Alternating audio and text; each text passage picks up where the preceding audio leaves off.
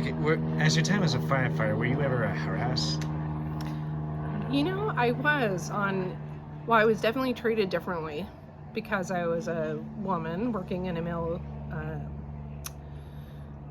the time, a typically male profession. And, there were definitely hard times to get used to where we had one shower and one bathroom, and I was the only woman at the fire station. And so there had to be boundaries. And for the most part, my boundaries were respected, and I respected the men I worked for and worked with.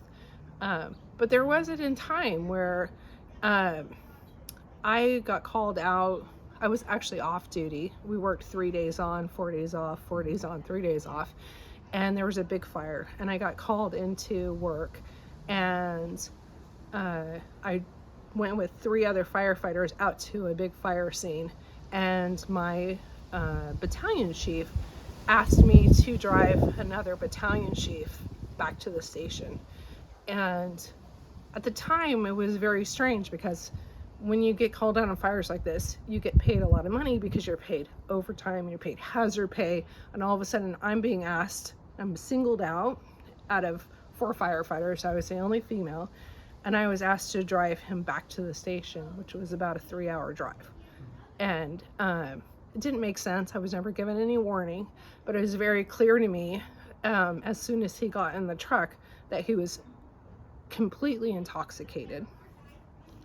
And it was a very uncomfortable 3-hour drive because the entire time he hit on me. He made passes at me. He talked about how he liked to dress in female lingerie.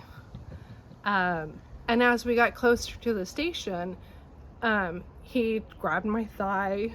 It was very uncomfortable. And I just kept thinking, I just got to get back to the station. I've just got to get back to the station. And we came to a T in the road, and the station was about a mile to the west. And he said, "Oh no, we're going to a hotel to the east." And I said, "Absolutely not. I'm not taking you there. I'm taking you back." And he tried to grab the wheel of the truck, and he physically assaulted me in the truck. And I got back to the station, and I realized that everyone was on the fire.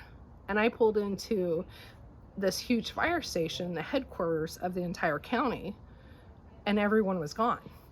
And I was left, me being, I'm tall, 5'10", but probably weighing 130 pounds, with a 6'5", 250-pound man who was intoxicated, who was very aggressive and very sexually aggressive towards me. And I pulled in, and I don't think I even put the truck in park because I dove out of the door and ran for the building, and I saw a tiny light on in the officer's office way back.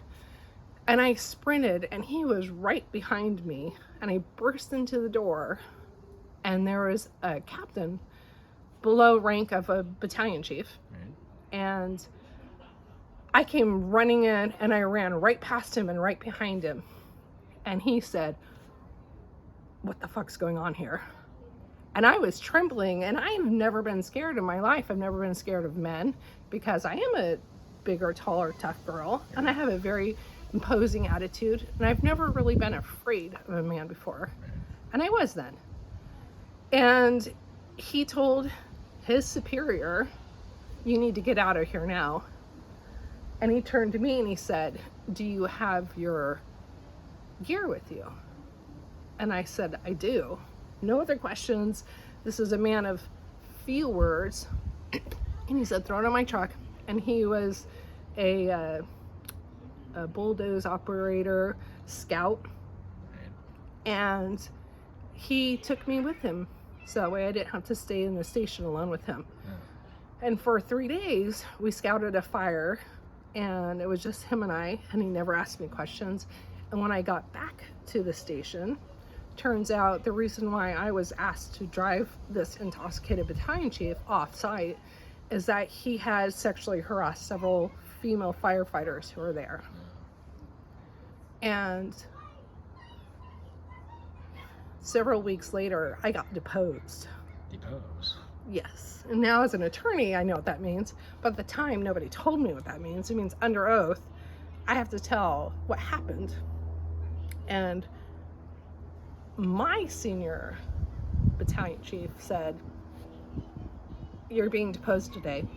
I didn't want to know what happened. I know him. I've known him my whole life, this bad aggressor. And if I know what I think happened, and you tell the truth, he will lose his job. Did he lose his job? And he has 3 kids under the age of 5. And so he said, "I just think you should keep that in mind, that his kids are going to have a dad who has no job if you tell the truth." Did you tell the truth? I didn't. No. It was terrible. I was 20 years old and I went into deposition and I just said, "I think he was drunk. I don't know." I drove to the station, I dropped him off, and I left. And I thought, I thought that he would get his comeuppance. I thought that he would get, fired. I don't know. I thought something bad would happen, like without my testimony. And so when I returned to work the next season in March, he was hired as a firefighter, so he was demoted significantly. And he was telling young firefighters who are like 18-year-old young men about how all these women lied about him. And clearly they lied because he wasn't fired. It was the worst